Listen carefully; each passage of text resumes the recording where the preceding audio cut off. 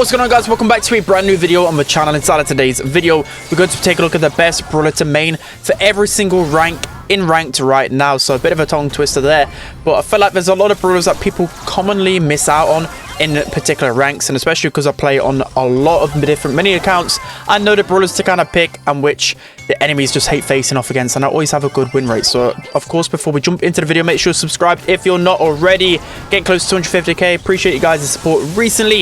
Without further ado, let's jump into it then. So the first rank, I'm not going to really go over it too much because it's bronze. Everybody should be able to get past bronze, but for whatever reason, if you're a brand new player just playing rank for the first time, just play easy brawlers that are really good into enemies that like to group up a lot. So brawlers like Jesse, for example, you don't even need to think or aim or even consider anything. Just run in a straight line, smash the auto aim button, and because people are so laggy and just have zero brain cells in bronze, you should just be able to win the game easily. So next up, we have the silver rank. So again, the skill level here probably isn't high whatsoever. You're just going to get a lot of people that don't even understand how to move across the map.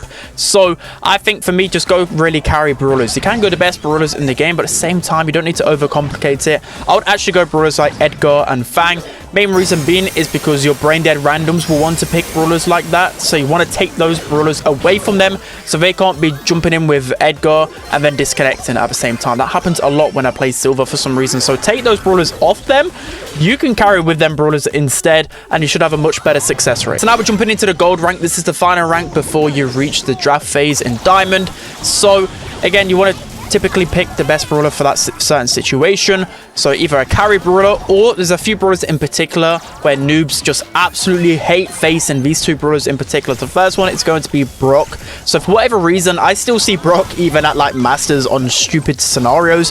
But the good thing is about Brock, again, people don't know how to juke. You can just deal such insane damage with him, whether it's knockout, bounty, or any other game mode. A good Brock can carry most of the time. There's not really too much to really worry about.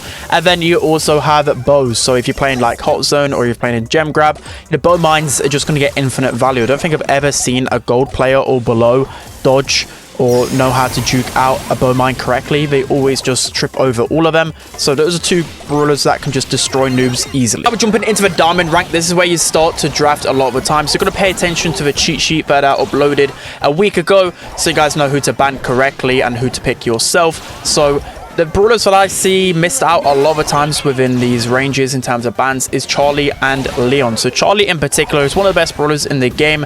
People at this range, around diamond or whatever else, feel like Charlie's not even a good brawler. So you'll be able to get Charlie pretty much every single time. And she pretty much counters everything. Use the Spider's gadget, just run into people, just spam auto aim. Your super is a free kill every single time. Again, like, people won't know how to draft against Charlie, so you're pretty safe there.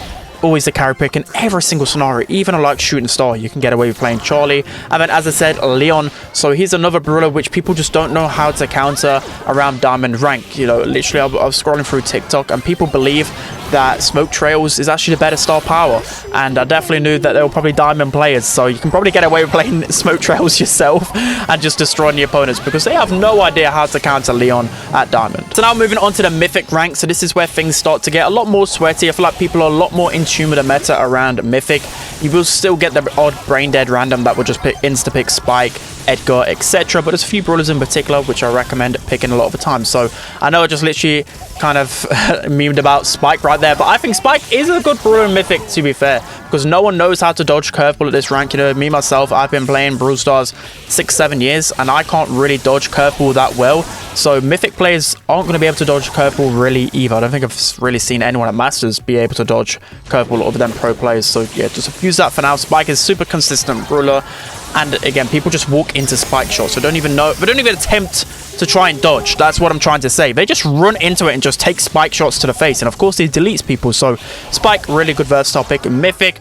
And then finally we have Belle. So she's the big one again that people don't even ban in masters, but Belle is like a near enough a top 5 brawler in the meta right now. She's super consistent, and if you have the hypercharge Belle, you can always make good plays. In pretty much every single scenario, you can always go Belle. So if you learn how to main Belle, you're going to have a really good win rate in rank. Now moving into the legendary rank. So this is where things again get even sweatier.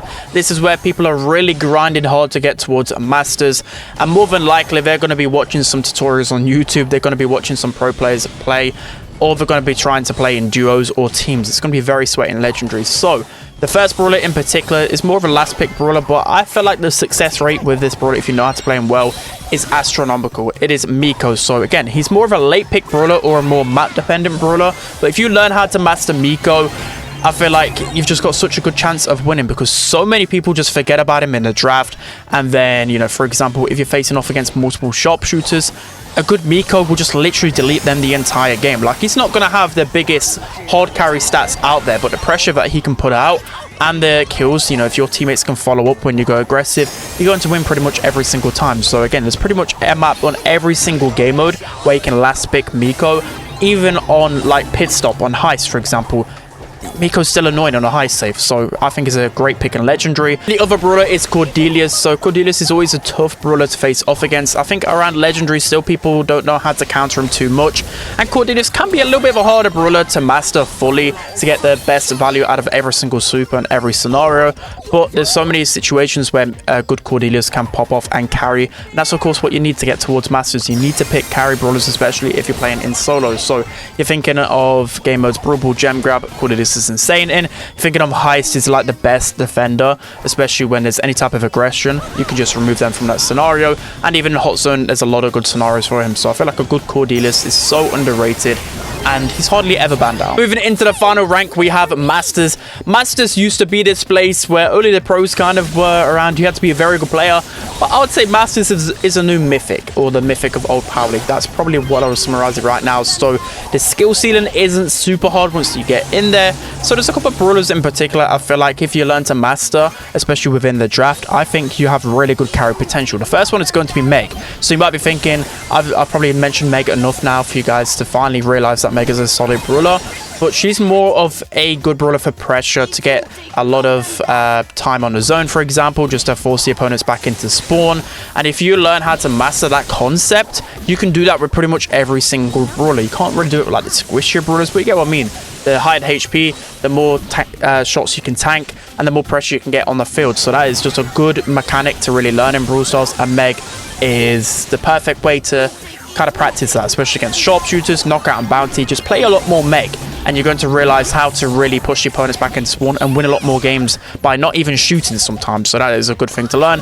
And then lastly, it's Nani. So Nani is a good brawler to main reason being because Nani's quite a hard sharpshooter to hit shots with, but you know, the shots hit hard. And the good thing about Nani is that she counters pretty much every single other sharpshooter. So if you know how to hit good shots with Nani, if you're a good Nani main, then you can carry a lot of the time. And the good thing as well is that Nani's never banned out. People ban all the other toxic snipers, for example, like Piper, Angelo, Melody. Well, Melody's not a sniper, but you get what I mean. They just ban other brawlers, and Nani's just always left out. So even against big hard counters like Meg or other brawlers, if you're a good Nani, you can still shred them. So that's going to be it for today's video. Hope you guys enjoyed it. Let me know whether there's any brawlers I missed out on in the comment section below, whether there's some brawlers that are always slept on in and around your ranked and you always manage to carry. If you're able to get that brawler, make sure to like, comment and subscribe, and I'll see you guys next time.